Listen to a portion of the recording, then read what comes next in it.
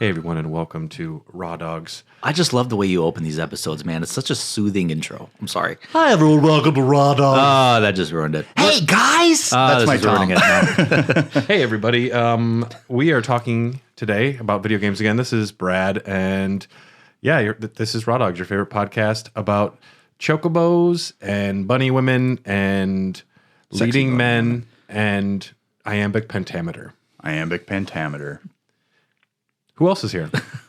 Dylan, king of all magic stones and crystals. Stoy, admittedly, a Von hater. Oh, controversial much. I don't think it's controversial. Dude, if you want to be Come on. controversial, I don't think. you say He's just talking about how he was such a boomer, and it's the most obvious person to hate of this Yeah, cast. dude, if you said Balthier is overrated, that's No way. controversial. No way. No way. Balthier's not overrated. Somehow underrated. No, Yeah. no. Yeah, he should have been the leading man, in my opinion. Well, he is the leading man. Yes. I seem to think so. Yeah. Well, I think- it's just not apparent because obviously you see Von right front and center in this, cover. We can't even pretend we don't want to talk about the main characters already, which is a good sign. Yeah. But first, Dylan is doing a crucial test. We drink beers, the real live beers on this podcast. And Dylan, can you explain about Cool Ice? So I would say about around 2017, 2018, there was this beer that started showing up in my local little bodega, and it was called Cool Ice, K-U-L with an umlaut above the U. Was it not K-U-H-L? No, No, it was okay. okay, yeah. I it was remember that. K-U-L, and it was $2 for a 4-pack. That's insane. And For one. Oh, never mind. Keep going. now I don't mind drinking piss beer because sometimes I just like to stay hydrated with a beer because I'm not going to get drunk, but I'm going to have that mellowness. And so I bought Cool Ice as kind of like well, you know what? Fuck it. I'm just going to buy this, and if it sucks, I only paid $2 for it. Great. So I get home, and I'm drinking it with Matt, friend of the show, and we're like, this is insane. What is this? I don't It has believe a sweetness, doesn't it? it almost did. to a malt beverage kind of level. And I found today, well, here's the thing. It disappeared. It was bought out very quickly, and all production of it was shut down. I believe the Milson Coors company bought it. That sounds about right. And I was perusing some beers to bring today, and I found Jaguar Ice, which looks suspiciously like a Cool Ice can. I locked in. I met its eyes. I met that Jaguar's eyes. You heard this, like that Jaguar roar in your head. Wow. You realize you're doing it loudly in the aisle with everybody looking at you? And you dropped your 4-pack of craft beer right then, just on the ground. And I think 2017, I'm allowed to have nostalgia for that, with the pandemic and stuff. And I'm hoping, beyond all hope, that this might be the Cool Ice recipe hidden behind a new name. And I'm going to test it now. We're doing a real test. Yeah. He's never, I haven't he hasn't touched it drank yet. this. Hasn't Nope. drank this before. Oh, God. It's foaming. He's taking a drink. You can hear it. no. No. Okay. Oh, no. What does it taste like? Tastes like fucking malt liquor. Okay. Does it taste like Bud Ice? Dylan's so mad. It tastes like Like I don't know. Would you want Mad to Dog? try it? No, I'm good. I feel I'm good about curious. my life. It's today. worse than Mad Dog. Okay, it's worse than Mad Dog. I don't know if I want to try it then. Well, luckily It is. Dylan also brought some good beers. I did bring a good beer as well. We have from Olifant Brewing the Somos Extremos. It's a coffee golden ale, one of my favorite styles of beer. I do love light beers with coffee flavor. So do I. Everyone's always like, put it in a stout. But actually, No. you can taste the coffee beans a lot better in a light beer. Yeah, I like coffee cream ales. That's kind of one of my go-tos. Third Space, their Java Blanca is always a really good one. That is just phenomenal. It's so light and like it doesn't weigh you down. Oh, yeah, that's crispy. This is one of my favorite beers I've had this year, maybe. It is just so dang good. You can get it right at a corner store. And you can also get Jaguar Ice at the corner store. I'm going to drink it. Pick your poisons. A month ago, we convened and we discussed the making of, the development, and kind of some of the background prehistory of Final Fantasy XII. And this, I was part of the way through the game when we did that episode, and you two, I believe, hadn't really gotten too far or even started yet, possibly. I know I played it, and I think I messaged you back that I fired up my old save from 2017, and I was like about 12 hours into it. I was like in the Sand Sea, and I was like... That's a good place to start off, though. You get to cut around the chuff. Yeah. Well, no, Sand Sea's too far. If it was just the Ester Sand. Now, the Sand Sea is pretty far. The Sand Sea is so large that I was like, it was like so long since I last played it. I was like, where am I in the story? What am I doing? Where am I going? Look at all these branching paths. Oh my God. So it was a little bit eye-opening at first, and I had to kind of, I guess, it's nice in the game you can actually go look through the story of what's happened thus far. Yeah. Because a lot happens in the first 10 hours. A lot happens. Did you start a new save, or you just... No, I didn't. I just kept going. Bold strategy. Yeah, I know. Usually I would be that guy to be like, it's been too long, I'm just going to start over. But I think at that point I was like, What I'll about just keep Vaughn's character development? No. But you did finish it, that No. save out? No. No. How far are you right now? I got to Sid's ending. You know where he pulls out the freaking minigun? Wonderful. Oh, yeah. So you're at the top then of... Yeah, I think I just got kind of that was a hard boss fight. Because I forgot, it took me a while to realize there was and I don't know if we're talking about that at that point, but there's a particular strategy in the boss fight that I forgot. Sure. Yeah, Yeah, we'll so- get there. Yeah, we'll get there. Okay. Well, you're almost at the end. You're really just like right before the end of the game. Yeah, and I So you're like I said, before 3 hours of gameplay and 2 hours of cutscenes. yeah, I beat it when it came out on the PlayStation 2 years ago, like 20 years ago at this point. So, but obviously I don't remember much, except maybe just the basic, premise of like what happened after the final battle. But And it was Zodiac Age you were playing, correct? Or what did you play it on? I played this one on PS4. You played the PS4. Yeah. Okay, Yeah. so I switched off between playing it on my PlayStation Portal. nice. Yeah. How was that? That's Man, I want one. I Is do it good? too. it. Actually works surprisingly well. Is It works does surprisingly well. I heard there's a It's new good, though? I heard there's a new update they're doing where you can play some games without needing your PS5. Yeah, you can play cloud games Okay. like PS3, so you can play PS3 games. So I call yeah. them clown games. Yeah, I think that was Oh, man. Got them. yeah. You need a better bit rate, man. Shit. How about you, Dylan? I did not finish it. I've been distracted by Dragon Quest III Remake and a few other things like Metaphor. I got up until the point where Ash and Vaughn are talking about how they saw different things when they touched the Magicite. Okay. Oh yeah. Yeah. So you're not and that they're far. they're on the bridge, and then they were just talking and chatting it up, and they're like, "Hey, we shouldn't tell any of these fuckers that we're seeing like ghosts and shit because people have gone insane from that, including Balthier's dad." Yep. So you never know. I don't know. I found myself kind of like lagging on it. I enjoy it, but it was also It's tough when you're also playing two other games that you'd rather be playing. someone especially a on the big podcast RPG. got to play new games. Yeah. Yeah. I just beat Spider-Man 2. Nice. Do you still have the hard copy? Yep. Is it Tyler's? No, it's mine. Can I borrow it? Yep. Thank you. Only after you beat FF12 though. Oh no.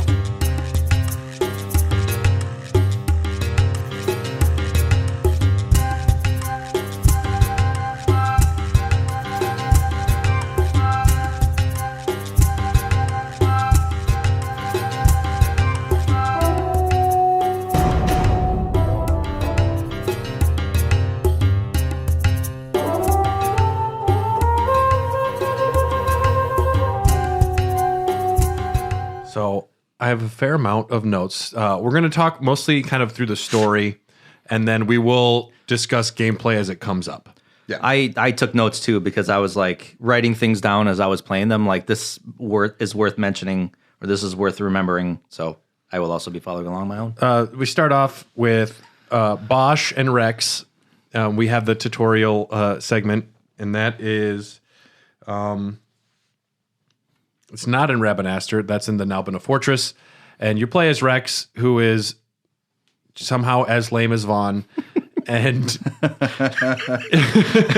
Oh god. They're truly related. it's the rosy cheeks. I think it's the rosy cheeks that really throw me off of both of them. Yeah, and it's like the pointed nose, you know, Well, the he's a white upturned guy in the pointed hot nose. sun all Yeah, day, right, man. yeah. That's how I work. 3 years before that, there was a plague that swept through Rabanastre. Rex and Vaughn are orphans. And yes, so there is the empires of Arcadia and Rosaria are at war. Dalmasca, a small kingdom, is caught between the warring nations. Dalmasca had its heir, Princess Ashe, marry Prince Rastler of the small kingdom of Nebradia so that they could stand against imperial oppression. Arcadia moves to steal the royal heirloom known as the Midlight Shard that has been passed down from Wraithwall. We remember Wraithwall. A mysterious event occurs in the entire capital of Nebradia. Nabudis is reduced to ashes. We find out later that was Redis. He was instructed to use it there and destroyed an entire city. Oh, it skipped ahead. I jumped ahead there. Way ahead. That's fine. That's okay. Spoiler alert. Rastler was shot with an arrow at the Battle of Nabuna Fortress and killed. Dalmasca is captured and King Romanus agrees to sign a treaty, a ruse to kill the king. Captain Bosch leads the remains of the Order of the Knights to save him, including his old friend Vossler and the young soldier Rex. When annexed by Arcadia, the Princess Ashe creates a resistance movement. The tutorial, what are your guys' thoughts on it? I don't think it's bad. I remember playing the first version of the game on PlayStation 2, and my friend Dunks had it, and he's like, I wasn't feeling it, and so we always hung out in his basement, and I plugged it in, Jesus Christ, and I started playing the game, and I'm like, this. First of all, it didn't feel very Final Fantasy to me at all. No. I'll agree with that. And it kind of took me back. And I remember that the tutorial was actually pretty fucking confusing. It's confusing in that they don't let you see at all what the gameplay loop is going to be. No. For the first 6 hours of this game. I know. Yeah. Yeah. The especially since, like, you know, the story didn't start with any of the main characters. And, you know, all of a sudden you're just thrust into this world that's like, okay, all right, you know, you're in these dungeons, and then all of a sudden it twists. And then it completely shifts to a completely different part of the game with different characters. And the tone shifts so much in Final Fantasy XII. Yeah. You know, of just like lighthearted campiness to, like, you know, depressing seriousness. So I remember the same thing when I played it. I was like, so what kind of Final Fantasy is this? You know, it's Right. Well, I would describe it as lore bukkake. Like, that's a term we use on this. yeah. And it's just like, it's an immediate splatter to the face, and you are just very confused as to what character relationships are. Mm-hmm. You know what you're supposed to be doing because they give you little map objectives, but Yeah. you're also like, why am I interested in what we're doing here? I don't think it works in that it doesn't teach us about the gameplay of the game. It teaches us how to attack, which I don't need that.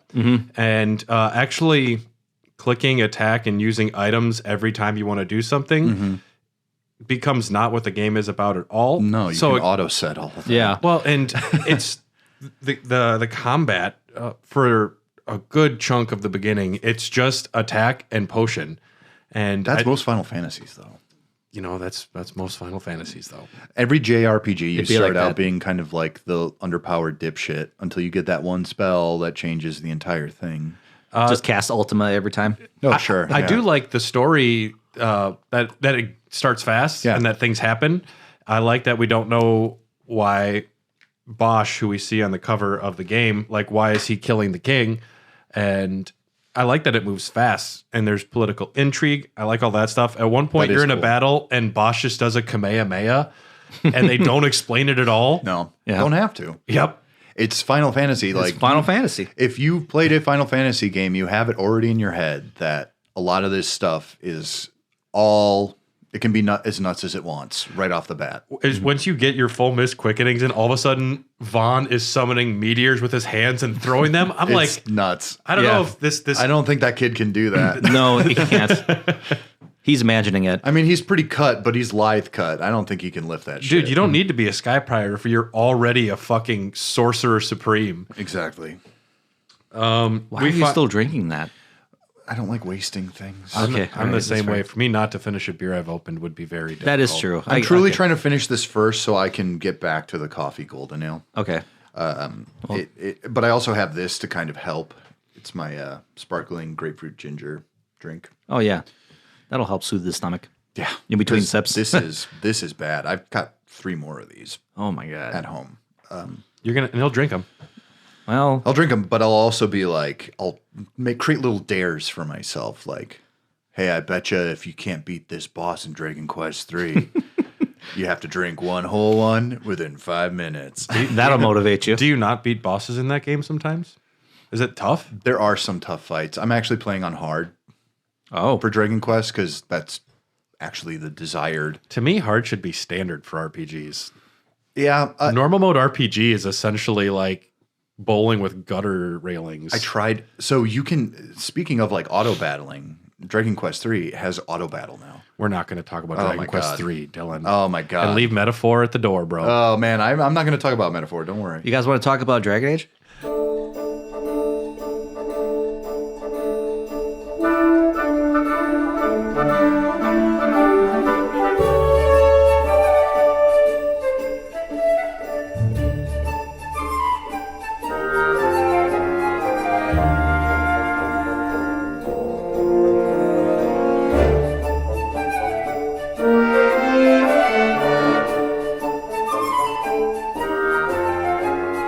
We're going to run through the characters briefly because we've already seen almost all of them. Ashelia, Banargan, Dalmasca. I do love how ridiculous some of their names are. Banargan. Gorbachev. Yeah. Ashelia Gorbachev. And Bosch von Drumpf. No. Ashelia, 8 brothers of her past, leaving her the only child of King Ramana. She actually has 8 brothers, which was kind of weird. And they all fucking croaked. Damn. Somehow. She's the last descendant of King Wraithwall that's living. She's 19. The Japanese version of this game has a more explicit romantic attraction to Balthier for her, whereas the American one barely hints at one time. That's Really? That's kind of gross. What? A romantic relationship? Attraction. Traction? Okay. You think it's gross being attracted to Balthier? But they're also like Oh, adults. Balthier, you said. I thought you said Bosch. I was like, woo, that's gross. Anyway. He's 28, dude. That's not that gross. Yeah, I suppose. He just Bosch- looks like Bosch Bosch is looks a- like he's 45. Bosch is a rough 28. He has been Well, he's starved seen- in prison for 2 years. He True, has but seen and even in been the through some opening. shit, yeah. Yeah, okay. Yeah. Well, yeah. Okay, Balthier I can get behind. Balthier I can get behind. Actually, I lied. Bosch isn't 28. He's 36. So he's Oh, okay, that Jesus makes sense. Christ. he's the I was grizzled like, age oh. of me. Yes. Yeah, man. He accomplished a lot Do more. you not like when I'm playing games now and there's always like the old person in like the JRPG and they're like, oh, Orin? he's fucking old as shit. And you're like, oh, he's 32. Oh, I'm older than Barrett. Mm-hmm. What the fuck? Wait, Sid is 32. We're older than all of them. God damn it. Dude, we're like Sephiroth's age. Oh man. Dude, we're nearing Palmer levels of old. I don't look as I'm not gonna look as Yeah, pretty. Palmer's as that. 42, isn't he? Ugh. Bosch von like Ronsenberg. McDonald. Yeah. Bosch is probably the only character we know his full name because of Von. Bosch von Ronsenberg is from the neighboring Republic of Landis, has a twin brother named Noah that will never show up. At 17 years old, Landis is annexed by Arcadia, causing Bosch to flee to Dalmasca while his brother stays and joins the invaders. He's kind of your quintessential honorable knight. Original story drafts had Bosch as the main character, which I don't think would have been right either, and I don't think Balthier should be. He's not much of a cipher. Yeah. I agree Vaughn should be the main character. I think he's criminally underwritten, though. I think Ash should have been the main character. Ash to be should have been the main completely character. I honest with agree, you. yeah. The whole story revolves truly around her and her like identity. It could have been like a Final Fantasy VI thing where Terra and Ceres. Yeah. Have you guys played 6? No, A long time ago. Okay. that Well, might be next year. The story is told in 2 parts, but it's first part through Terra, second part through Ceres. And we need more female protagonists that aren't fucking lightning. What about Pinello?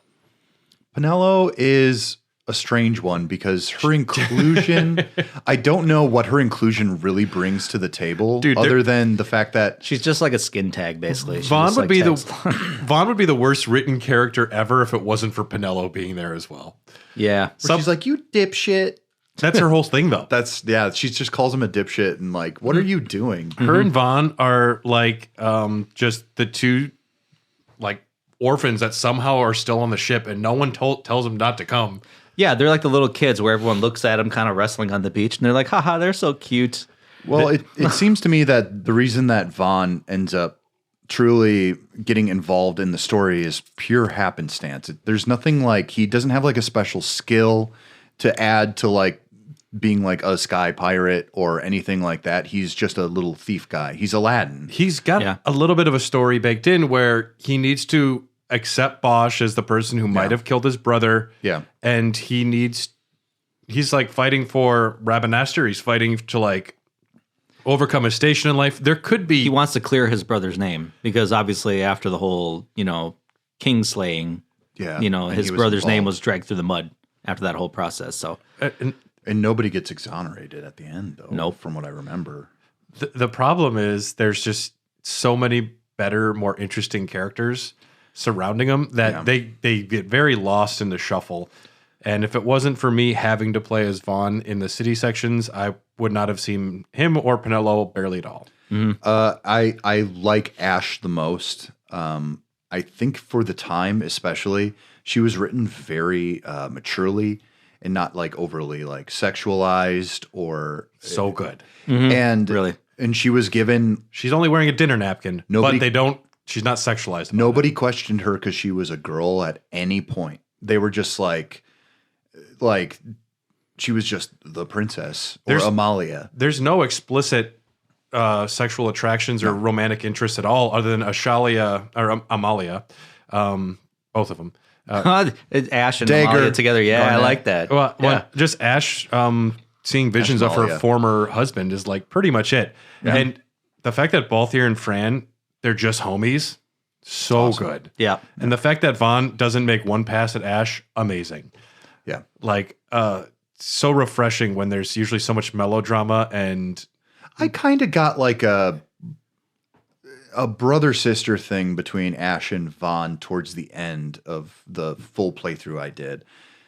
She actually kind of has this very like nurturing side. Like an older sister. Yeah. Yeah. I can see that. Whereas when she like interacts with Pinello, I don't think she's nearly as close. I don't know if she does a lot of interacting with Pinello. I It's don't like think so. I counted 2 times, I believe. Pinello In my interacts head. with Vaughn and Larsa, Yeah. and that's pretty much it. Otherwise, yeah, like you were saying, like they just do like, oh, Vaughn. Oh, look at them. And So meanwhile, cute. Balthier's like, my father is Sid. Yeah. And everyone else is just I dropping. used to be a judge. I was in prison for 2 years. I am not the king's murderer. I want to be a pirate someday. Well, what I really love about this game, though, is that it doesn't go to the extreme lengths that a lot of other Final Fantasies do, where it's not like, there are monsters coming from the moon in 8 or a meteor coming down on Earth in 7. What's cool about this is, and especially a lot of the Evil East games in general, you're seeing a very specific snapshot of history and the events that are secret and behind it. So I actually really appreciate that, and I think that it works brilliantly in this context because at the end, it is what I would describe as a happy ending, but it's also kind of a bittersweet, kind of weird ending Yeah. because that's what life is. Like things continue past the happy ending. Yeah. So it's I don't know. I appreciated it for what it was. Yeah. Games don't do that. Yeah, there was a lot that happened behind the scenes, like outside of the party. That's why I like this so much, is that the story is more than just the characters that you're playing as. There's so much political intrigue happening behind the scenes that have nothing to do even with your characters at all. No. Here is 5 judges you haven't met before. They're Yep. going to be talking about names you don't know. Good luck. Yep, and they're going to be doing things like That in part was cutscenes rough. or even just like a mention, like, oh yeah, so this country just invaded this other country just now. Like, It is what? the problem of the Senate. And I'm like, whoa, where are we? Yeah, so we're just going to abolish the Senate. Somehow I was able to keep up with the story this time around. Maybe I was too high in 2020 because I didn't have a job and I was getting paid to do nothing. Yeah, brother. And this time I was able to really grasp a lot of like the names a little bit easier because I wasn't questioning whether or not what's the judge with the F name. I wrote his name down. See, too. exactly. Like There's I had to write all their There's names. Gabranth. There's yeah. Zargabanth. Yep. There is Brass. I keep hearing fuff. No, I don't remember any judges with F. There's Judge Zecht. There's Judge Famrin. Famrin. Nope, Famrin is Balthier. You're not thinking of Balthier. No, I'm not thinking both here. Who's the first judge that you face? Judge Geese. Judge Geese, yeah. G's and F's. I have no clue. Untitled Geese game. Yeah. Vaughn is 17. We mentioned he's 7. He's a street orphan. He is seen as a fraternal figure to the younger orphans. Speaking of Vaughn's popularity, the first Dissidia game rejected Vaughn and put Gabranth in as the character. So Bosch? No, Gabranth. Wait, but the first Dissidia... Gabranth is Noah. There's a bad... I know that, but there's always a good guy and a bad guy from each game represented. They just had one in the first Dissidia. Really? Yeah, I don't think it was both. Okay. Yep. I played it on my friend's PSP, but... And I also put down he has the tiniest vest ever made. I guess he probably was given one vest when he was 7. Honestly, and he's didn't get another one. Dude, he's a white guy in the hot sun, and it looks like he just didn't want his nipples to get like hit by sandstorms or something. It's strictly a nipple vest. That's It the is a only thing they nipple cover. vest. 100% nipple you know, vest, yeah. It's better than the full pantsuit that Pinello has. That seems Pinello's- like it'd be hot. It's also hard to pee in. Yeah. If it's one suit, Well, it's like a romper. Pinello that's not practical. Well, let's find a zipper on there. There's got to be a zipper in there somewhere. You know, something that doesn't matter, but it does, is also when you go to like the snowy mountains and no one just has a clothing change. Yep. It always bothers That's always me. bothered me about Yes. video games. Yep. Unless, because it something that Death Stranding does so well is that you have to adapt to every environment. But I don't know. Final Fantasy X had that problem big time because Titus is also one of those half-dressed dudes, and then you're going up into those mountains, and he's just like, "Yeah, it's fine. I'm used to a southern climate, but this will work too." Yeah. Yeah, this basketball net for a pants or that'll suit me fine. Yeah, I don't see a zipper in this jumper. It's probably hidden underneath the flap. Probably, yeah. She's 16, Pinello. Okay, I'm gonna stop looking for a zipper. Vaughn's childhood friend. Now, this is already more than we learn in the game. Dreams of becoming a dancer. Good for her. And she learned martial arts from her brothers. We don't know any of that from the game. And that Wow. This is the complete story arc for Pinello already. So maybe she should be the main character. Yeah. Balthier, the leading man, 22 years old. Real name, Famran Mead Bonanza, which we only hear Famran once. He's a sky pirate with a past, suffice it to say. And Fran, we don't know how old she is. She's at least 50. Due to the Vieira feet structure, they must wear stilettos for shoes. That's not a fashion choice. That is a aspect of their... Baked in. Yeah. She left her... That just reminds me of like how quiet in Metal Gear Solid 5. Why is she wearing practically nothing? Well, she breathes through her skin. She does, and it's super rad. Yeah, it's super rad. I love quiet. No complaints here. Anyway. I love her. She left her homeland and is traveling with Balthier. We're in Rabbit. I wish we had an origin story for them. I wish I had a bit more of like, hey, how'd you guys like meet up and have a good time and like... Not necessary. I don't think... We didn't need I like Solo to to want- say how Right. Chewbacca met Han. No, you're right. It's fine. I actually like Solo, but Well, we let's didn't not need compare it at all. Fran to Chewbacca. There's a little more nuance. Well, let's in not- there. I mean, Let's talk about Star Wars. See that's the thing, because I actually found there were huge I think we talked about this in the last episode. There are huge correlations to Star Wars and this. Oh, of course, yeah. And Fran and Balthier were my Han Solo and Chewbacca, 100%. Oh, yeah. But I mean, like... It's hard not to see them when they're Yeah. flying a ship together, and she's like the co-pilot, and she's not the same race as the other characters. Yeah. You want to put it together. Chewbacca was not that hot. He was pretty hot. Well, Chewbacca is treated mostly like a pet. I want to shave a Wookiee and see what's really. Oh, happening. God, yeah, that'd be awesome. They probably What if just they're- look like ogres. What if Dude, they're their like face dummy would thick? be horrible, dude. Yeah. But they They got a look like dummy dog thick people. ass. Dummy thick ass. I think he was pretty flat. They have. I don't know. The fur could like conceal a lot. They have That's true. said that. That's what I tell my wife. There's a lot of fur back here. They've said Star Wars is not anything they considered or a direct influence.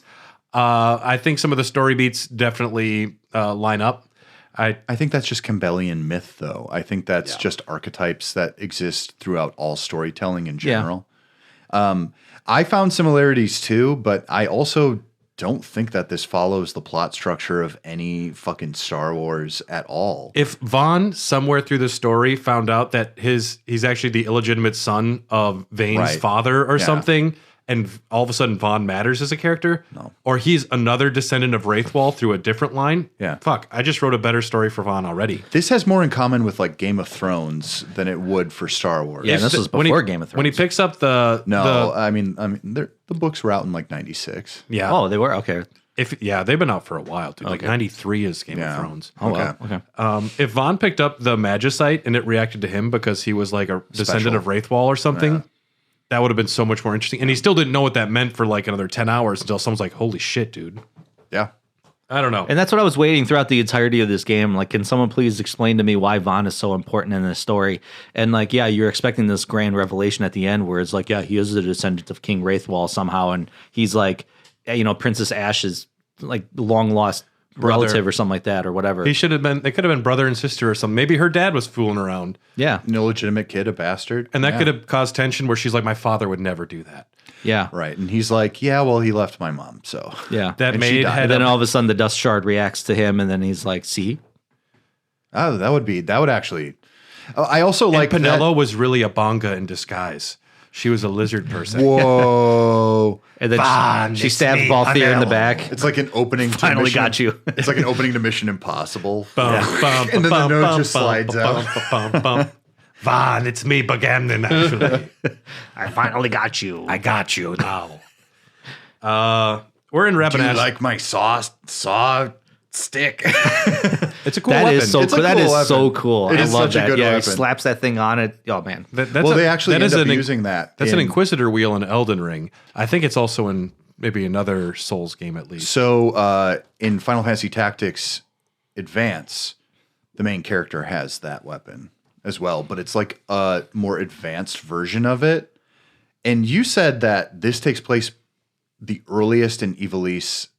Yes, it was released. It It was released after Tactics Advance, though. Tactics Advance Right. did come first, which is where we saw some of those races beforehand. And But Mont Blanc. this is the earliest. Yeah. Yep. Okay. We start with Vaughn hunting rats in the waterway. Man, we haven't even gotten to the main parts of the story yet. Holy cow. Vaughn steals their pouch, and we like Vaughn. I like him initially. He's an orphan who steals from the Empire. He's like, fuck them. Bit of a Robin Hood type, an Aladdin. He's looking out for the other orphans under there. I get it. Yeah, that's cool. He immediately is getting chased by guards. That's Aladdin. You like that. And then Penel's like, Vaughn. Hey, that's mine. What do you mean, yours? You've been stealing again. What happens if they catch you? We need you to be there for us, Vaughn. You're no good to anyone if you're locked away in a dungeon. Oh, what? Am I the leader now? This is for that bread you took the other day. Just because I help Miguelo out every now and then, it doesn't mean that you get to eat for free too, you know. I know that. You think I like living like this? It's like, I'm the little sister archetype, and I'm going to chastise you wherever you go and whatever you do. And You would die if I wasn't here. I don't think he would. I think he's actually pretty scrappy. Yeah. I think he's a bit of also, I think the reason he wants to become a pro thief is he wants to make a bigger impact. He doesn't like the status quo. I mean, his homeland is taken over by a subjugating force and his brother was killed. He's super mad about the whole situation. Oh, Yeah. And yeah, I'd like that he says, fuck you, I'm going to go steal from the palace. Like, dude, that's a pretty big move for a 17-year-old. What's the saying? You can't steal what wasn't yours in the first place. You know? He says something like He says that. something like He that. does, yeah. Where it's like, okay, I can totally get behind you with that. I remember that Yeah. quote because Yeah. I actually remember thinking about that, and I'm like, oh, that's pretty deep, man. Yeah, wow. Fuck. Yeah. We get introduced to the shops here. If anyone has, Shops. I mean, there's weapon, armor. Sure. That's standard stuff. Magic. Now, the magic system you need to either find your spells or buy your spells. Just unlocking them on your license board is not enough. I like that. Yeah. Because it's like studying a book. It's like you have to be taught how to do this. You can't just innately learn it out of nowhere, which I actually think is very sophisticated and really interesting. It also gives you a better level of satisfaction for when you finally have like that bitchin' spell that can totally wipe a screen of characters. You're waiting for haste so long. Oh, haste. Yeah. But then you're not sure if you missed it or not. I wish, because they're very easy to miss magic you find. You can go back to them in Zodiac, right? Well, you have to, some of them you don't buy. You can only find them in the wild. And they're generally not random chests. But no, if you don't talking about chests, eventually I quit opening them because there was so many garbage chests. That is an issue with this game, but also like when you find something good, it feels so awesome. I mean, I don't know about you guys, but when they introduce me to like a new map, I've got to go to every little corner of it. I got to see what it's all about because you might find something important. But the way the chest system works, 95% of them are random. And not only just then, getting potions, but the percentages are so fucking low. And to me, the problem is I saw after getting 10 gil like 200 times, I'm like, I don't need it any more things. I'm not going to open more chests. No.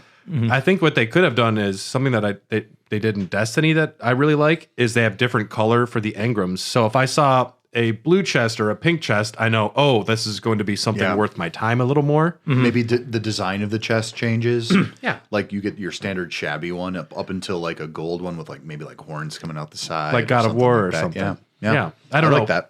That'd be, I think, a better way to, because I'm a big fan of every game. Like a guide becomes a little useless when you don't know you can't say what's in the chest. Right. Which I like playing without a guide. But a guide will tell you where to get like the critical items, right? Right. But a lot of items are random drops here. Oh, sure. And that's the same for a lot of things, I suppose. I just wish there would be a way to delineate when chests might have something better. Well, and that was the nice thing about, if you were to go out into the world and start to grind, like you can actually revisit areas and those chests are, kind of repopulated into the world. So like you can kind of keep spamming to see if you get something good. I mean, if you're into gambling. This is also, I would describe this game as it's extremely MMO like focused. Like the tasks you do and what you're doing. When I was playing Final Fantasy XIV, all I could think was, this just reminds me of Final Fantasy XII all the way through. It doesn't take place in Ivalice, but at some point it does. Final Fantasy XIV has a whole Ivalice DLC.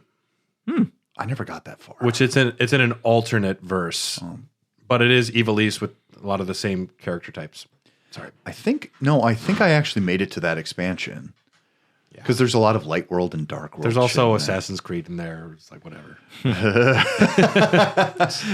I can't keep up. We're going to the Assassins Festival, Noctis. There's technique stores. I don't like that you have to buy your gambits. Like a gambit store is a horrible concept to me. Yeah.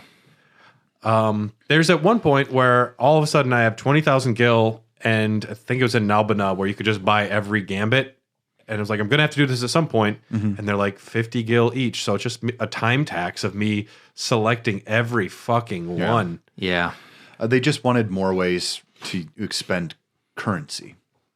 That's basically it. To me, the whole gambits, all of those should have been unlocked. And this was my idea to make it more interesting. Have like gambit sets. Like this is the Blue Mage set, and it comes with like 10 gambits on there. And it kind of lets you know if you want to have your character be a thief. Here's like a gambit set, and then they could be blacked out if you don't have the spell or something yet, and you could make adjustments.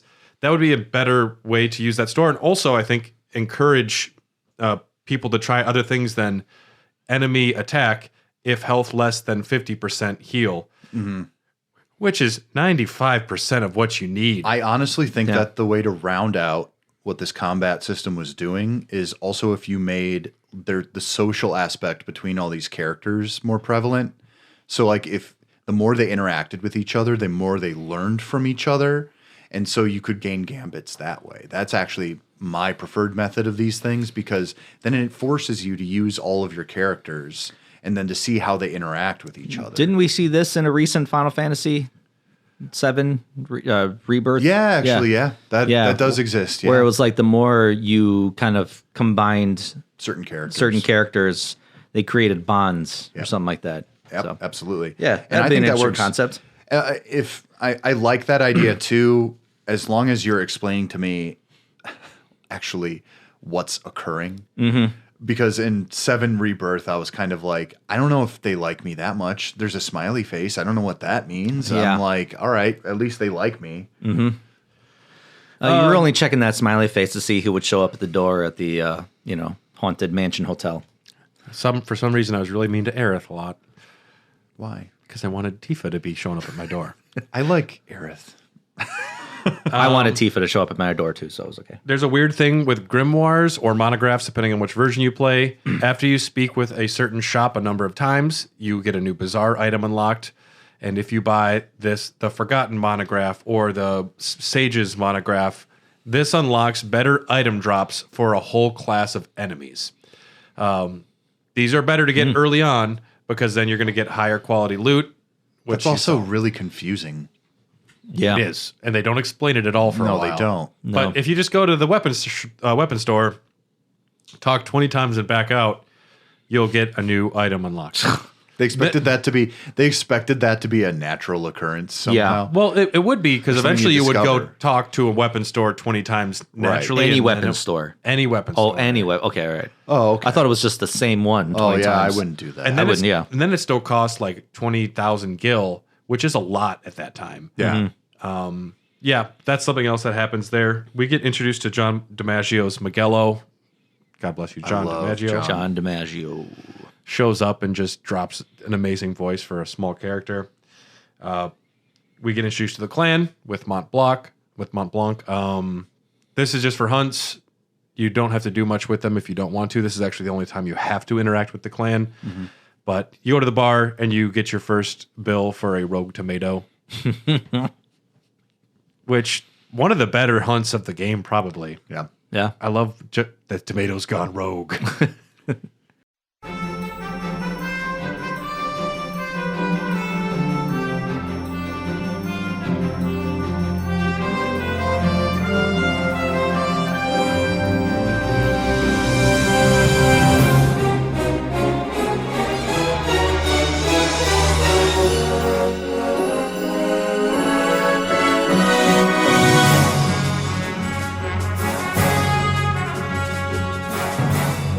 I mean, look, man, if they've got big sharp teeth, what are you gonna fucking do? Yeah. Flan, they just look dirty and slimy. I would go fuck some flan up.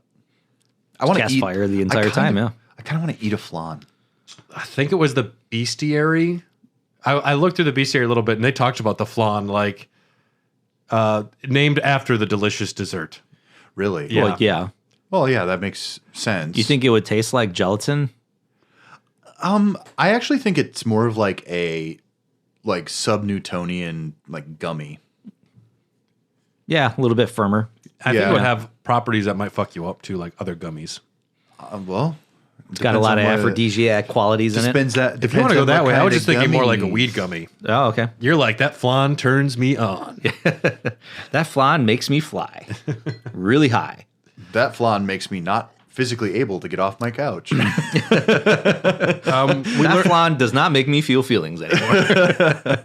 We do go to the Esther Stand and we learn about the open world fighting. We learn about the active dimension battle system a little bit more here. And we get introduced quickly to a giant T-Rex, the Saurian, who has got a green life bar, which means not aggressive. Mm-hmm. You attack it, right? You want to see what happens? I attacked it. I attacked it. I kill kind of everything when I'm playing Yeah. the Final Fantasy because there's not a lot of choice making to be had. You might as well just fucking do it.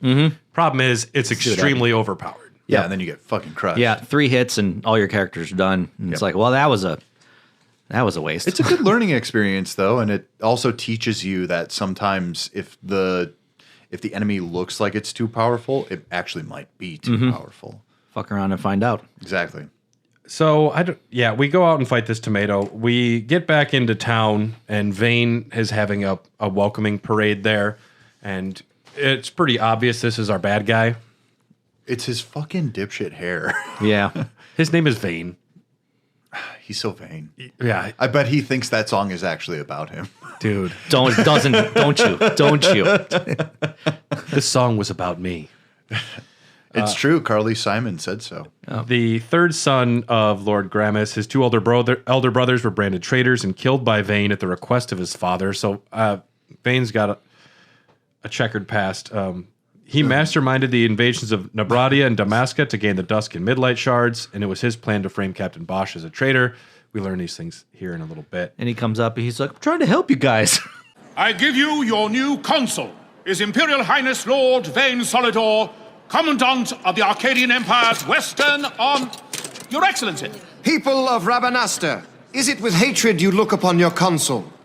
With hatred you look upon the Empire? Spit on your empire! Back to Arcadia! There was little point in asking. But know this, I harbor no idle hopes of frustrating that hatred. Nor shall I ask your fealty. I would ask only that you do your king honor. Together let us embrace the peace His Majesty would surely desire. Though King Ramanas and Lady Ash be gone, they stand ever at the side of their people. In honoring peace, you do honor to their memory and to Dalmasca. What I ask plain. My hopes now rest with you. That little speech, it's like, I'm trying to unite everybody. Fuck off. People of Rabanastre, I seek peace. He's funny. He's so foppish and stupid. Yeah. If I saw that man's face, I wouldn't have him be my fucking emperor. They needed to play it a little more coy about him being a bad guy. It is slacked on. It is like cock. It's like it's immediately just like, oh yeah, bad guy. Most of the storytelling is pretty subtle and well done. This though, it's just like It's like whoa. I would say definitely it's the hair. it's the same thing when definitely there. Seymour Guado shows up. Yeah. Well, a That's- name like Seymour. He's got the biggest V-cut robe and the dumbest hair. I'm like, oh, he's clearly a bad guy, right? And it's like somehow wavy and curly. Like he Well, got if you've like played enough Final Fantasy games in your life, yeah. you know they know how to make a villain. The prettiest boys are also the ones who tend to be the villains. Generally don't have beards. Nope. No. Very Beards are clean-shaven. reserved for the cool old man type, maybe Yeah. 30 years old. Yeah, exactly. Yeah. Vaughn wants to break into the Arcadian consul's residence in the palace to take back the treasures that were stolen by the Empire. We go down to the low town and meet Old Dallin, which I guess he must be almost 40 years old because he's Old Dallin. Yeah, and he can't even get up. This That's how it is when you're 40. My friends, they actually adopted some kids from Granada, and they came to visit. And we were walking around, and I'm a man child, and these little fuckers were like, I was like, you guys want to play on the jungle gym? And they're like, you can't. I'm like, why? And they said, because you're because really, of structural integrity, buddy. it's because your bones are gonna hurt. Like they speak English very well, but they're also like, your bones are too bad for them. And I'm like, well, screw you. And then I tried to do the monkey bars, and I was like, oh no, I don't like this. Watch this, kid. Dude, monkey bars don't work anymore. No, they don't work. No. They're broken. I think something broke on them because I haven't changed. I'm still the same person. I'm also not that much fatter than I was 2 years ago when I was able to do it. Can you still do a pull-up? I can do a pull-up. Yeah. Yeah. As long as I'm doing it, backs facing out. I don't know when I lost the ability to do a full set of monkey bars, but that is gone. I watch American Ninja Warrior. I'm like, easy. Nope. I would suck. I have a job where I have to lift very heavy things. And you got a grip? I've got a great Imagine, grip. yeah. Now I watch that new show, Humans versus Hamsters, on Netflix. I'm like, I don't know. fuck is Humans, that? what? They have the same obstacle course for humans, then a scaled one down to hamsters. Oh, I am watching that tonight. and it's Is it hosted good? by one of the That's SNL characters, SNL performers, Sarah Sherman. What? Are you fucking kidding me? This exists? Trust me, it's got the same problems as every other reality show, but there are at least hamsters about it. Okay. Oh, I like hamsters. Yeah. They're cute. Dallin says if you want to break into the palace, you're going to need a sunstone. And this Pronounced is Dylan. Old Dylan. Old Dylan. Old Dylan. Can't monkey bar like you used to. No way, man. But he can get you into the palace. You need a sunstone to get in because old Dylan knows everything. Oh, yeah, he does. He's like, when I was a younger man, there was a thing called cool ice. Well, that's what I told the kids before I got them drunk on pizza and made them watch Ponyo. That's a good movie for young children. It's a good strategy. Yeah. Because it kept them shut up. Yeah. I love those kids, though. So, I mean, the Giza Plains, at this point, we're able to choose a license board. I chose, like, the thief class for Vaughn. Mm-hmm. It fits him the most. Mm-hmm. I did fuck around a lot because I kind of wanted characters to maybe not be what they're supposed to be because it made the game a little more interesting. Because you always choose, like, Knight for Bosch. Like, Fran should have a bow. Yeah, she's always an archer. Oh, yeah, absolutely. She looks like she's built for it. But I did make her a thief too. I liked the stats on her for that because she was already pretty agile to begin with. Yeah. Yeah. Yeah. We still don't have any gambits. We're still out there manually attacking everything. The Giza Plains, I think, is the only slow point of the most of the game. It's where you feel like that, like beginning fatigue. It's not 10 hours in Kingdom Hearts 2 or whatever, but it is enough. And Kingdom Hearts 2. You guys want to eat another lollipop on the clock tower? Jesus Christ. I am really glad I don't get that reference. Don't tempt me. Pinello finds us in the Giza Plains, and she joins us as well. And still no gambits, but she's the baby sister. The heist takes us into the Garam Scythe Waterway and the Royal Palace. We don't go with Pinello here. And she says, be careful. You're fucking going into the White House and you're trying to steal the Declaration of Independence. Well, we're not thieves. We're more, what was the line? We're more protectors. You're Indiana Jones. Yeah. This belongs in a museum. So do you. Yeah, Han Solo, almost 30 years old. Such an old man. Yeah. We get introduced to Balthier and Fran. Oh, quite a performance. Who are you? I play the leading man. Who else? Fran, the Magicite. Now then, I'll take that. No, you won't. I found it. It's mine. And then when I take it from you, it'll be mine.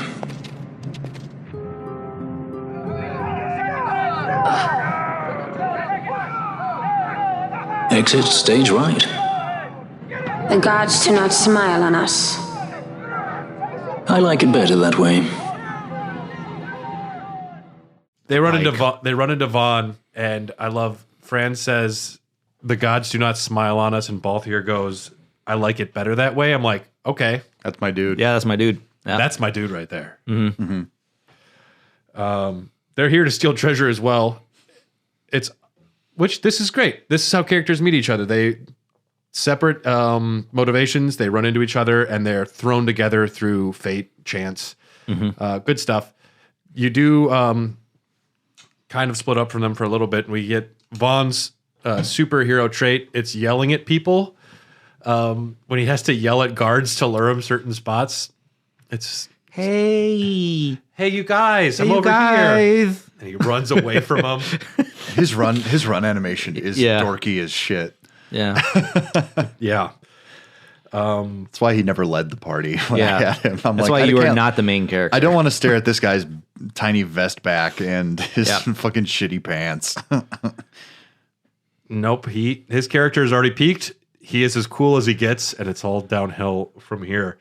In the treasure room, he finds the goddess's magicite, also known as the Dusk Shard. This is a piece of de-affected nethicite cut from the Suncrist by King Wraithwall. There are 3 shards. Lord Bukaki. Yes. 3 shards used by Remember Wraithwall. this is important for later on. To unite Ivalice will react to the presence of Wraithwall's lineage. Vaughn and the Sky Pirates do not know what they're stealing at this point. No. And Balthier says, hand it over, and Vaughn says no. And so they kind of like, all right, well, we need to get out of here together anyways. They fall down into the Garam Scythe Waterway, and they join the party, and then Balthier looks at the camera and says, Vaughn, can I tell you about the Gambit system? Which is very funny when the characters just start speaking in tutorials. I love that shit. It's just like, hey, you know something really useful I could have told you ages ago? Let's figure this out now. Yeah. Weave it into the story. You don't get a ton of Gambits right now anyways. No. It's fine, though. We get introduced to Ash or Amalia.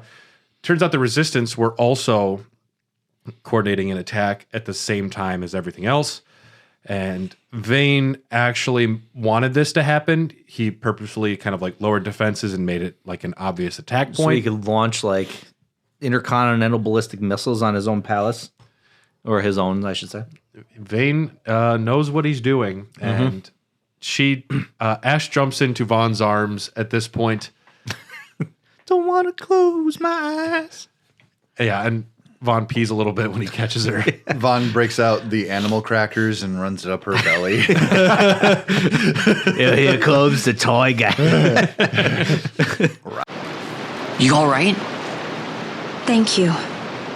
I'm Vaughn. What's your name? Amalia.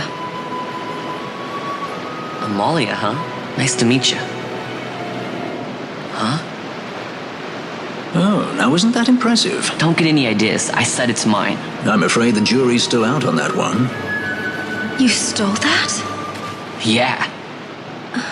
Have you finished? When the guards don't report in, they'll come looking for us. If they aren't already. You should come with us. Better than being by yourself. Very well. What's wrong with her? You have a lot to learn before we even get started on your thievery. What's that mean? Her character, I feel, is, pretty well written, well defined. She immediately looks at them and she's like, "You're thieves," and she just hates everyone right away. Yeah. She's a little posh. Miffed. Yeah, she's Silver Spoon a little bit, but she's also been believed dead for a while. She's leading resistance now. Yeah. She's not Princess Leia, but She's Princess Leia. she's Princess Leia. You get caught by Vane down here. Amalia is escorted away. We still don't know she's the princess. The characters. But the characters don't know. This is also a conceit that I don't really like because that's bad storytelling. When you, as the person watching it, knows like the secret history and you're not discovering it along with the characters, I don't really think that works. I don't know anyone who could have been fooled into thinking that it wasn't the princess. Mm-hmm. Yeah, it's pretty obvious. Unless she would have changed her, they would have changed her appearance, or if they she was had given wearing a her mask or something. wearing a mask or something like that, like a chic kind of thing. They couldn't do another set of twins though, right? Yeah, I suppose. Yeah. I remember Sheik being very surprising in Ocarina of Time when I found out that it was Zelda. Our brains were smaller Spoiler then alert. too. I miss being surprised by things. We're just jaded now. We just know things. We're just fucking old. The end of Penguin surprised me. That's Oh my the God, end of the really? season of Penguin. I'm like, no. Is this a sequel to the Batman? Yes. Okay. Dude, it's the best show this year outside of Shogun. All right, I'm going to be watching it. No, dude, the last episode, you can think you know what's going to happen, but the ending will get you. Yeah, and you get arrested. At this point, I only watch Yellowstone because I'm old. They think me some common thief. Better than a common assassin. These people have done nothing. Release them. What are you doing? Don't interrupt me. I'm thinking. Wait! Where'd He you didn't think know you what he were was going? doing! You have to let him go! You have to! Pinello! Sorry. That dinner will have to wait. I told you. That's enough! Ah! Leave him alone! Hold on to this for me, would you? Just until I bring Vaughn back. On your feet, you over here. All right. Edgy, aren't we? It's Balthier, my brother. What does that philanderer think he's doing? I was to kill Balthier, not those addle-pated Imperials. yes, we get caught, and Pinello runs up, and she's like, "Vaughn, you fucking idiot." But Balthier, rather than get Pinello implicated, he steps inside, in front of her, gives her his handkerchief, and says, "Hold on to this for me." Mm-hmm. Like the coolest dude you've ever heard. Suave. Just very cool. Yeah. And then, but the problem is Bagamnon, I know what's going on here. Balthier. We don't know why Bagamnon hates Balthier or why he's chasing him. Why did Greedo hate Han Solo? Yeah. Sky pirates be Just sky some bad- pirating, yeah. right? Yeah. Yep. Some bad deals went through. Yes, with the Banga are tracking Balthier, though. At this point, we're in the Nalbana dungeons and the Barheim passage area. We're missing all our items. All the treasure chests are knots of rust. But we do get introduced to the judges for the first time when Gabranth walks in. Maybe I'll wet my blade on you before I kill Balthier. That's enough, Bagamnon.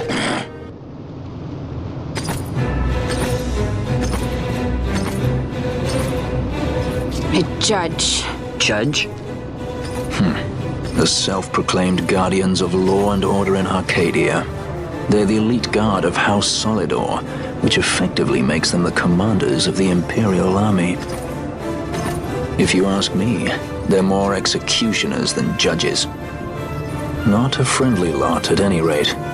What are they doing here? Terrifying designs. Yeah. There's a reason they're like the iconography for the game. And I believe it's this cover. Like the logo? Yeah, the logo, the Yoshitaka Amano background, there's a reason it's one of the judges because that's such an iconic design. Mm-hmm. It must be a cool moment when you finally get that promotion to judge and you get to design your helmet because all their outfits are uniform in a sense you can tell that they're judges, but they're also like unique to the person. Yeah. Yeah. Gabranth has like these gnarly like horns that come down on them. The judges are the guardians of law and order, effectively the Supreme Court and commanders of the army, elite guards of House Solidor. They can make decisions on the law on the fly. Judge, jury, and executioner. Yes. It's a good system, guys. We just got to get used to Essentially, it. it's Trump's America right now. Uh-huh. And yeah. So the judges have the ability to say you're guilty, to exact punishment, no court needed. They are ultimate authority, and they're also the leaders of the army. At this point, we also learn about Bosch and Gabranth. You have grown very thin, Bosch.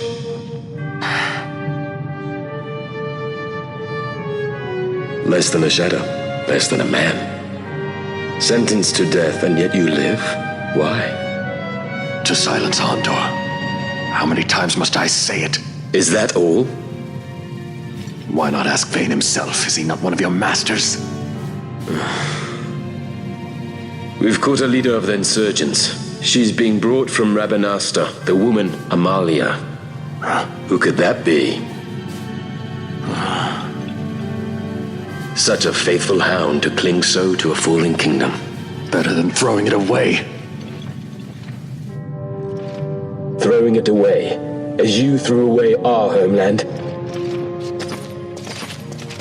Gabranth confronting Bosch in a cage. And it was like, oh, you look like shit. I've been in a cage. Yeah. 2 years. And starved. I still think he looks pretty damn handsome.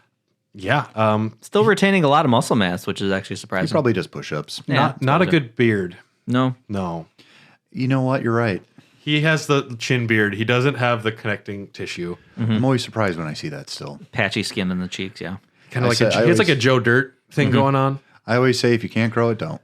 Yeah. Problem is he doesn't have any good razors in there probably. You could use a sharp stone. I wonder if he's just in that cage most of the time. Sure. Well, our party is led here by Fran's nose because Viera can smell mist and she can smell like a spot where the mist is passing through. They're also very sensitive to the effects of mist. They go into like a rage. Vaughn has a moment here where he sees Bosch and knows that's the guy who killed his brother, so he jumps on the cage and starts shaking it. Why'd you kill my brother? He was like, settle down, asshole. I do not. Who's there? This the place? The mist is flowing through this room. It must be going somewhere. You're no Imperials.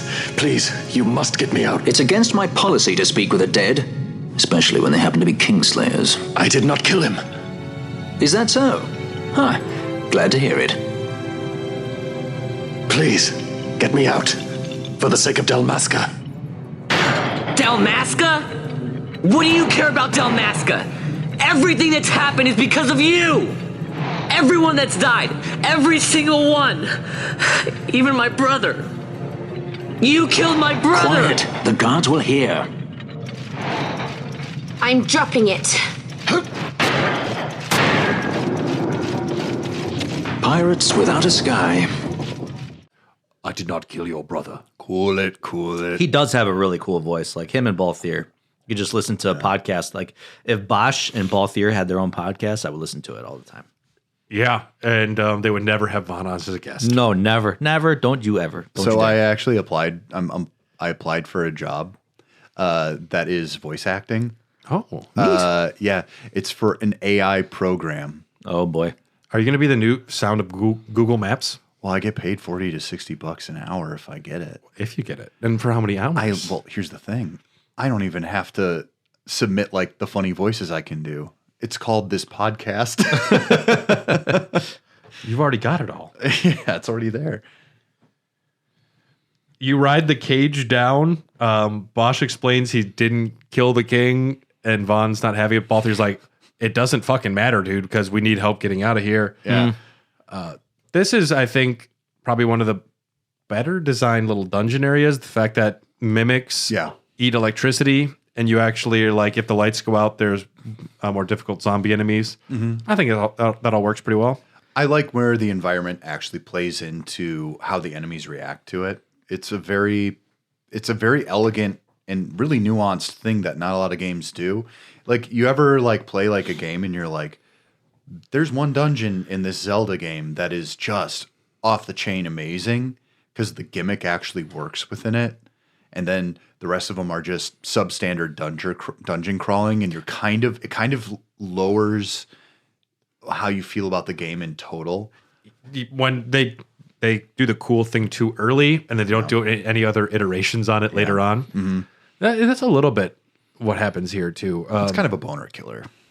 I feel like the bosses are all fairly unique, and they throw a lot of status effects and timers. But like as far as the dungeons go, no, it is what it is. It's substandard. Yeah, for the most part. I do like the world design. I like the way things look. I like the different enemy iterations in different like climates and geographies. I think that their asset reusage is actually very elegant too. Yes. You can make the entire space feel new by shifting around certain models and playing up like where the stairs lead and how it kind of loops around. There should be snow wolves up on the mountain, and there should be regular wolves down there. And the character models and the enemy models, I think the whole world looks very good. It's very well animated, and it's kind of astonishing because they didn't have the mocap at the time. So these all had to be hand animated. Yeah, I guess I don't know too much about how they did yeah. all of that. Yeah. Yeah, I know. That is wild to think about.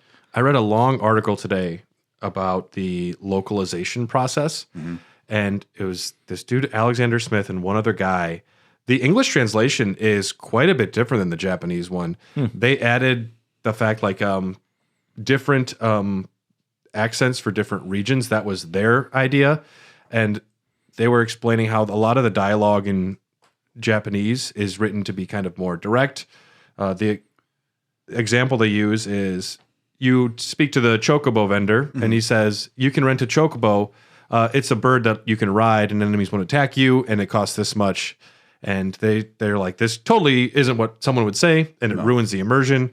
Vaughn knows what a chocobo is. So they wrote a guy saying some dude ran off without paying for his chocobo. Oh. And it's just like this really elegant way of explaining what's happening, but doing it in universe as a character. The dialogue is very well written in this game. I would 100%. argue better than the story itself. It's really hard to do dialogue well, as I'm sure anyone who's written anything is completely aware of. It's hard to just think of what someone would say to another person. Not just that, though. They don't reuse a lot of words, and they don't...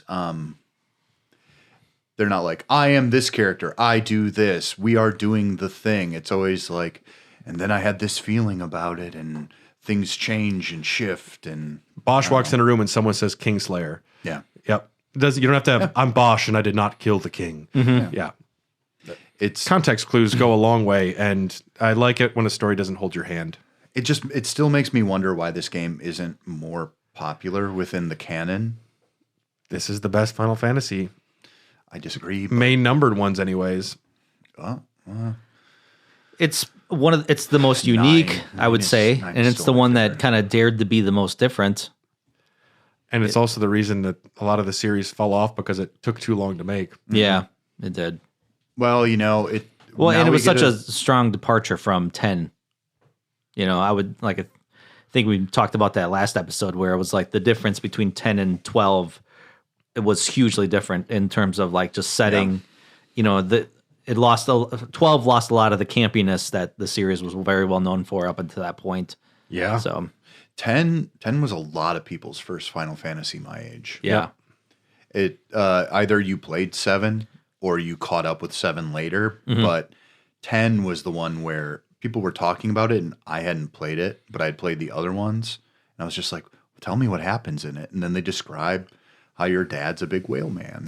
And I was like, that sounds pretty cool. And you've actually been dead the whole time. Yeah. Didn't get that spoiled for me. It felt good. 12's a little bit too ahead of its time. Yeah. Yeah. 'Cause if it would have came out new now, I think with like modern graphics, this game would fly. yeah. Well, at this 100%. point, people weren't as familiar with MMOs, at least the main Final Fantasy population. And the Gambit system, you can't explain that to someone in a simple way. No, yeah. And even then, they want to resist you.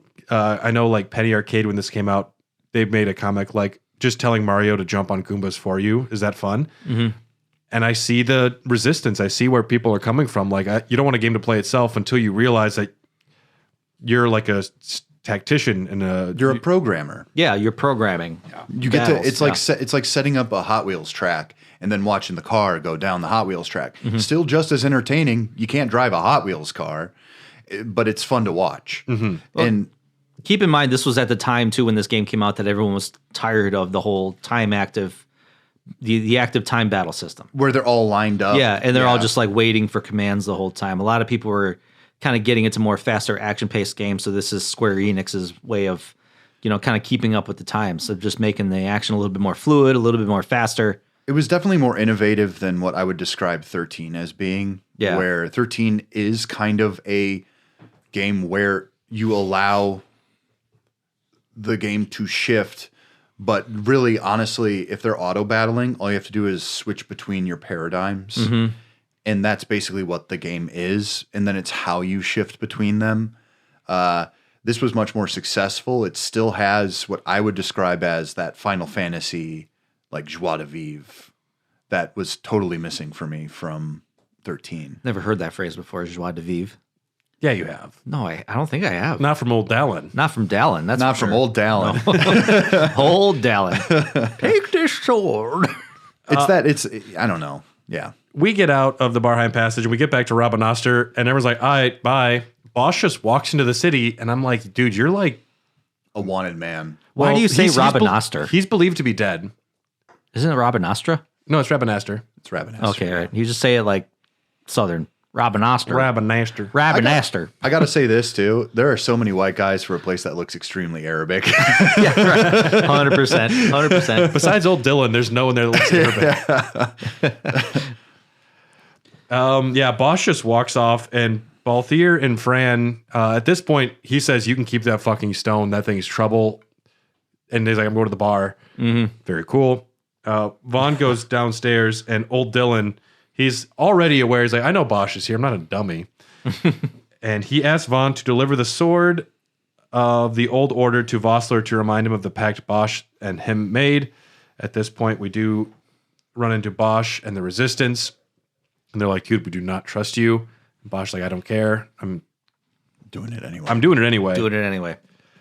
They don't want to help him, but Amalia has been taken by the Empire, and Bosch wants to help rescue her. Since Vossler won't be convinced, he wants to seek Balthier's help, and he seeks Bujerba to speak with its leader, Marquis Andor, a secret resistance sympathizer, despite being a fake ally to the Emperor. I love his accent. Marquis? The whole like German accent. Yes. He's also our narrator we get in the little interstitials. Yeah, That's cool, though. But unfortunately, I don't know. He's got a little bit of Dorn to him. If you read the Song of Ice and Fire books, where they don't do anything, he thinks he's so smart and planning the whole time, but by never making a decision, you're kind of shooting yourself in the foot too, because he's the one who faked Ash's and Bosch's death. He is the one that, like, he's pretending the whole time to be on board with Vane. I don't know. He's got his feet on both sides of the line, and I think he kind of fails. Yeah, I don't think he really does anything meaningful within the storyline. He's just there to just be like, hey, I'm technically on your side, but I'm not going to do anything about it. It reminds me of early Game of Thrones, Varys. Yeah. I love Varys. Because he might as well just be the storyteller of the whole entire show. Well, we also don't know. Because he knows the most information. We don't know what Varys is really up to in the books anyways. The show's like, fucking ruined him. He's just a guy. He's just a big bald man. I don't have any balls anymore. That's his whole character. Okay. Yeah. Yeah.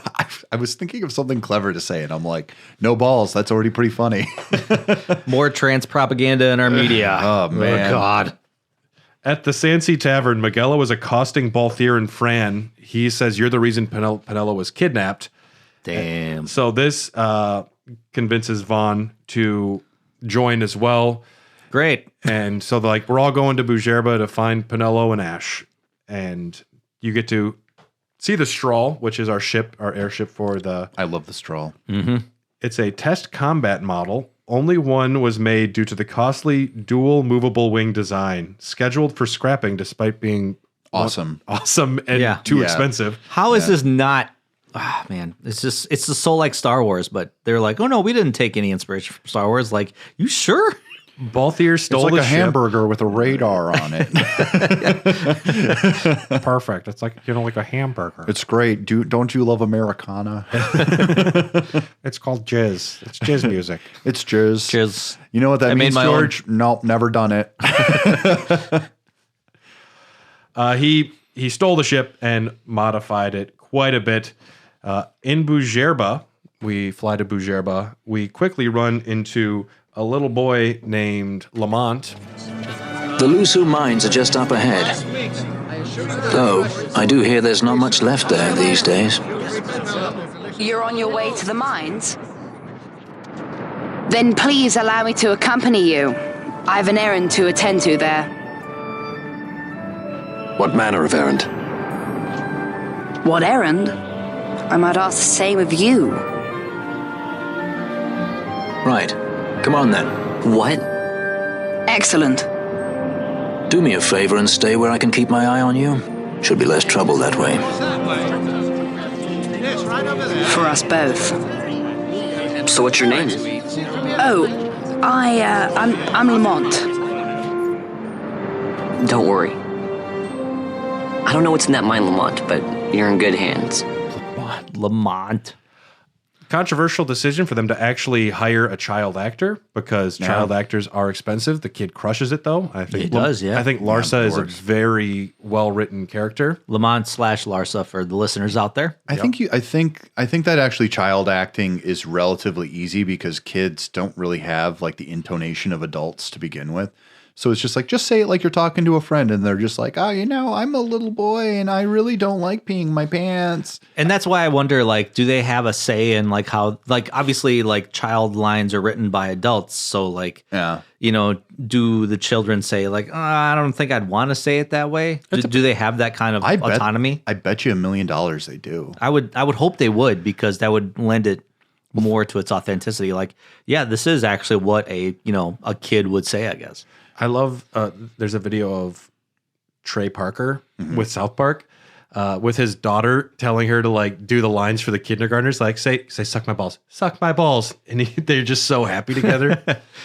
Yeah. That's so cute. Child acting just requires a more deft directing. And I don't know, I know with like a lot of takes. With The Shining, the actor for Danny Lloyd, they had a whole separate person coach him and like kind of make it fun to learn his lines, and then between takes would like kind of keep his energy up by playing with him. I also like the fact that they hid that it was a horror movie from him. There's allegedly a PG cut that they showed him. Really? Oh, wow. That's fucking cool. That's funny. Yeah. it's half an hour I wonder long. if he still knows. Does he know now? He was in Dr. Sleep. Oh, okay. Yeah, I think it'd be hard to hide now. Yeah, I would say so. People are still just like lying to us. Yeah, I was going to say, are they telling him Dr. Sleep is just a, story about a really good doctor? Yeah, it's about going to bed. It's a feel-good story. Lamont overhears that we are heading to Lushu Mines, where Bagamnon's gang has a hideout, and he wants to tag along, and Balthier is the only one who's like, well, this kid's clearly not being honest, but it's okay. This is where I stop and level up for a while in the Lushu Mines. Yeah, it's the first place you can really grind. And there's the enemies are difficult at first, but once you gain like those critical levels, those chain levels, dude. Yeah. And there's that one bridge where they keep respawning. Yes, yeah. Yep. Yeah. And there's actually some good loot down there too. Yeah, especially after you chain level enough, because then they just only drop rare items and then you go sell them. So this is where I not only get a little over leveled, but I also get some cash. I can afford some stuff. Yeah. I would agree with Stoy about this part of the game. I'm sorry, I lost my train of thought. I only had two. The first really good place to grind? Yes, I had a different point, but I completely fucked it. It's fine. Yes. We run into outside of or heading into the Lushu Mines, we see Judge Geese, captain of the Dreadnought Leviathan.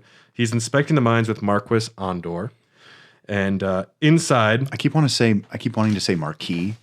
That is the correct pronunciation. It is, but many times Marquis is a pronunciation in some areas. See that it just I like the language in this game. I do too. I like deifacted. I like manufacted. I like Dynast King. I like that it's got a different flavor to it. Mm-hmm. Yeah. It does make the terms a little confusing, but well, I know what manufacted means without. If it was just like deifacted is easy. God, yeah. God made nethicite. Yep. At this point, we run into Magicite excavation site. That's a mouthful. Larsa pulls out a piece of manufactured nethicite, and this confirms his suspicion that Draclor Laboratory is using the mines for secret research on making nethicite. And Balthier's like, "The fuck did you just say?" And then he's like, "Here, Penelo, hold this." Yeah, this is dangerous. Yes. Penelo, I want you to have. I want you to hold this. Okay. Your little hands can handle it better than me. This is what I came here to see. What's that? It's nethicite, manufactured nethicite. Nethicite? Unlike regular magicite, nethicite absorbs magical energy. This is the fruit of research into the manufacture of nethicite. All at the hands of the Draclor Laboratory. So this is where they're getting the magicite. Errand all attended to, then? Thank you. I'll repay you shortly. No, you'll repay us now. We have too much on our hands to go on holding yours. So, where did you hear this fairy tale about nethicite? And where did you get that sample you carry? What do you know about the Draclor Laboratories? Tell me, who are you? Balthier? You kept us waiting, Balthier! First the judge and now this boy. The whole affair has a smell of money about it. I may have to wet my beak a little. Keep your snout in the trough where it belongs. At this point, Bagamnon attacks the party, and Bagamnon shows up. It was a trap. It's a trap. Whoa. Balthier. I got you, Balthier. Look at my saw spear. You are advised to run away. You can fight the 4 Banga here if you want. It doesn't matter either way. I just run. Yeah. On the outside, Judge Geese has captured Penelo and is furious the party is wandering throughout the mines, but Larsa comes to Penelo's aid and escorts her to Marquis Ondor's estate. Larsa reveals himself as who he is and kind of prevents the party from getting hurt too much. We need to get Marquis Ondor's attention. Mm-hmm. And we have Bosch, and Vaughn's like, hold my beer. I got a plan. Great. He starts rubbing his nipples and screaming. Ooh. I'm Captain Bosch von Ronsenberg of Dalmasca. Bosch lives. Don't listen to Ondor's lies. I'm the Bosch von Ronsenberg. I'm Captain Bosch. So Bosch von Ronsenberg does yet live. Okay. For those in listener land, we were rubbing our nipples, all of us. Now, he could just say, Bosch lives. He could say, don't listen to Andor's lies. That's enough. If you have somebody out there saying, President Biden lies, well, this is a bad example. Because it's called Let's Go Brandon. Let's go, Brandon. No, but if you have, I'm trying to think of a good example. If you walk into an establishment and you start saying the owner is an asshole, fuck this person, they're lying about something, someone's going to talk to you right away. Yeah. But if you walk in there and you say, as a 14-year-old looking boy with rosy cheeks, I'm a 36-year-old man, I'm not dead, people might think you're a crazy person and not be likely to believe you. Yeah. I'm specifically thinking This about part of the one game homeless confused lady. the hell out of me because it was like, how the hell is this? How is this a plan? There was a very homeless lady, and when I worked at the cheese shop, She was very homeless. The Not cheese just shop homeless, is now a her. bar. Yeah, I know. We went there Friday. Really? Miles runs the cocktail spot. Are you fucking runs the kidding bar? me? Yeah. Jesus Christ, what a world! Hill Valley Dairy.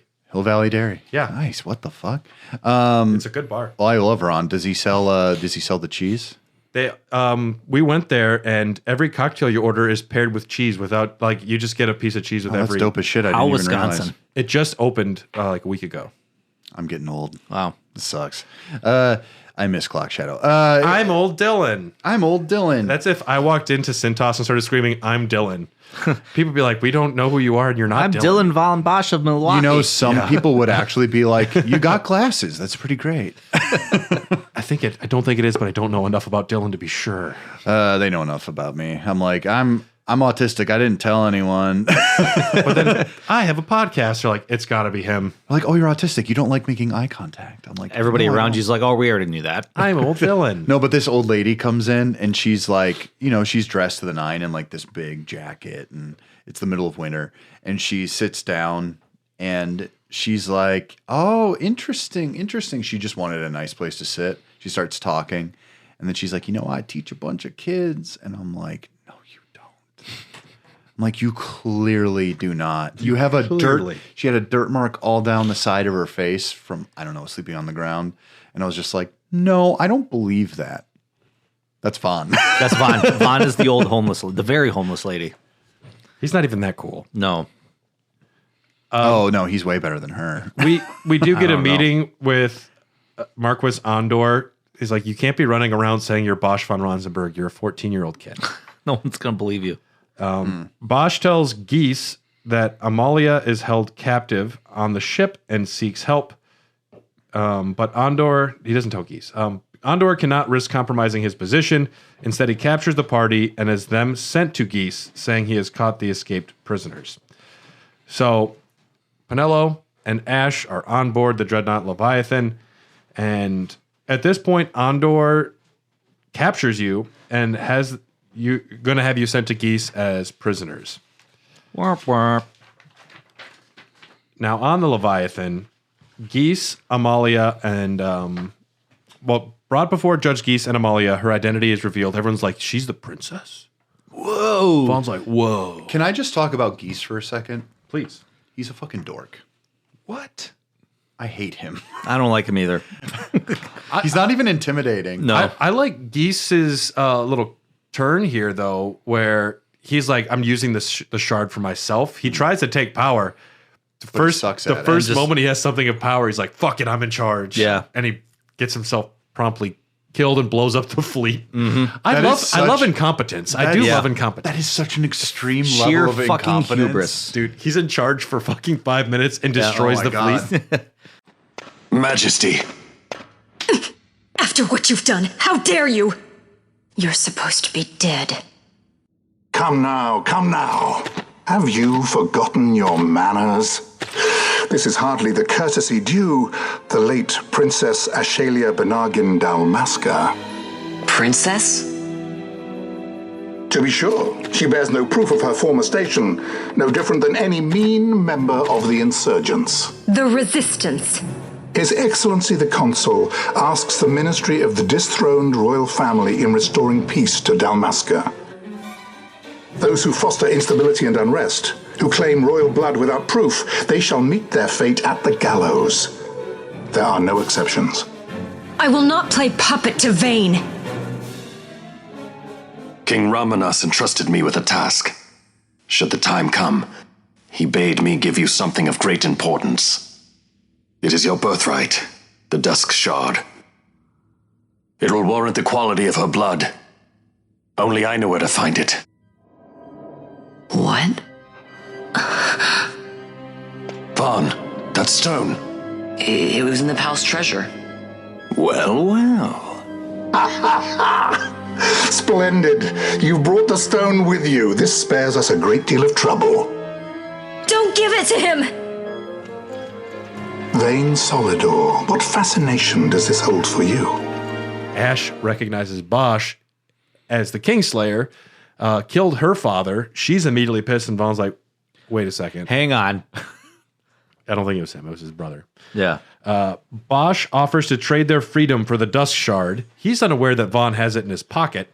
This is a whole lot of coincidence, and Vaughn just pulls the shard out. That's what I'm kind of like confused about. Like, did they not search him when they took him hostage, when they captured him? You think they didn't just pat him down? It's not like a little thing either. It's a size of a stone. Exactly. It's like he can hold it in both his hands. I could throw that and knock somebody out. Yeah. Like, they didn't just be like, oh, we got this sword here. We got some random rock in his pocket. Whatever. We can just keep it, give it to him back. Like, come on, really? If they're checking for guns, they're checking for stones. They're checking for rocks. Weird glowing rocks. But yeah, Vaughn's stolen treasure begins to glow, revealing Ash's true identity. Whoa. The shard is taken and the party confined. Vossler rescues the party. Mm-hmm. Vossler is there. He helps you escape. Yay. I love and hate that man. He means well. He's trying to do what's best for Dalmasca. And he's really confused. He's morally confused because he has his ups and downs throughout the story because he wants to do right, but he has strange motivations. Misguided notions. That's a better way of saying it. Vossler is a guest character, a pure guest, not like before when you had Bosch temporarily join or Ash temporarily join. Vossler is a guest, and different in the Zodiac Age is you can actually set gambits for them and control what they do. You can't change to that character specifically as a party leader, but this utility makes them way more useful. And you can tell them what to do. Like if you don't want Vossler to ever use this item or to do that spell, you can adjust that. Ash will officially join. At this point, all of the characters fucking long enough. Well, she was kind of a prisoner. Yeah. No, unacceptable. I hold women to a higher standard. She knew what she was doing. Penelo and Larsa are encountered as well. He seeks a peaceful resolution and helps the party escape. Larsa's still trying to convince himself that his family's not the bad people. He's like, no, we really aren't. Yeah, Vane is he can be a douche. He's got a douchey haircut. He killed my older brothers, but it's fine. It's very funny because if you look at the back of the collector's edition, it's literally just like a nice little boy. Yeah. And then in the back, it's just Vane being like, that's clearly just how not Jafar. That's just how he is. His nails on the table. No, that's just how he is. It's just like, he's fine though. He didn't, my other brothers, they just died in war. Yeah. It's fine. Vane definitely was involved in getting his brothers killed. Larsa gives Penelo with a piece of manufactured nethicite to remember him. Fucking why? Bad. Here you go, 16-year-old girl. Take this dangerous rock. It's speculated he what probably... the fuck even is this? It's That's officially Penelo's voice. It could be from now on. It could be that he didn't want to get caught with something he stole from Draclor. I don't know though. What's the grand plan in giving fucking Penelo a dangerous piece of magic? Right, Here's the nuclear codes, Penelo. Yeah. Hang on to this to remember me by. You remember how they blew up a whole fleet? We fight Judge Geese. This is our first judge battle. And not as hard as I remember. Vossler stays behind to guarantee their escape. We do get an interlude with Marquis Andor. He is our narrator, and he's writing everything from the future. So it's him writing down, kind of like how Tactics has a Laslam Andor, which is actually his descendant. Really? Is the person keeping the history in Tactics as well. Yeah, they do that in Tactics Advanced. They also do it in Dragon's Story. Dragon or Vagrant Quest? Story. Okay. Dragon Story. I'm like, is there another RPG series? Dragon Story is the most bland title you could give anything. And at this point, we're going to end this episode. We're going to jump right back in. But Stoy, if our listeners wanted to check out your wonderful podcast, how could they do so? I run a solo podcast that I just started a couple months ago called Retro XP. I talk a lot about retro video games. My last episode, I talked about how this could be controversial for some people, but I think the Xbox Series X is the best place to play retro video games. You know, I think that they probably care more about retro games than the Nintendo does. 100%. Here, we stole an emulator online. And the reason why I say that is that you can actually still buy physical copies of games and play them on your new system, like all the way back to the original Xbox. Yeah. So, I mean, granted, I think there's only like 60 original Xbox games that you could actually play on your system, you know, if you had the physical disc. But, you know, still that's a lot more than what Nintendo and, you know, Sony does. Game preservation is a huge thing, and I think it's completely undervalued because there's going to come a point where a lot of, especially like these multiplayer games, nobody's going to have access to them. They're just going to be distant memories. They're experiences that won't exist anymore. Yeah, and I think that was the kind of onus and why I wanted to do a podcast like this, because it's like you know, as an old man, like remembering these things, you know, old man, old like Stoy, old Stoy. Dude, there's old Dylan, and there's old Stoy. But you could not be a protagonist in a Final Fantasy game right now, dude. No, you are the extremely cool other character. Yeah, I'd still be the guy handing old swords to people and say, "Deliver this to someone." We all wish that we were Balthier and Bosch, but we're all just Mogellos and old Dylans. Yep, we're just relegated to the sidelines. I have a shop. I'm just an old quest giver. I can't climb the monkey bars. You can't climb a monkey bars. You're too old. Your bones. I left my old sacred stone at the bottom of this slide, and I can't make it up the stairs. It looks like it would bang me around too hard. And special thanks for our executive producers on Patreon: Ryan, Christy, Nick, Kipper, Brian Ward, Jordan Hoff, Phil Wright, Phil Just Phil, Bryant Ross, Kelly Gutowski, Justin Melly, and Imagine Wagon 69420. If you want access to the conclusion of our Final Fantasy XII series, you will need patreon.com/hairofthedogcast. That will be, you can even do the free trial to get access to it. We're totally cool with that, and we recommend it. But check it out on Patreon. Otherwise, I think you might like it. You just might. People generally stick around, and we have a great community on Discord. We'd love to have you there as well. Everyone's super nice. We welcome you with open arms. And our quest for cool ice continues. We will see you next time. Jaguar.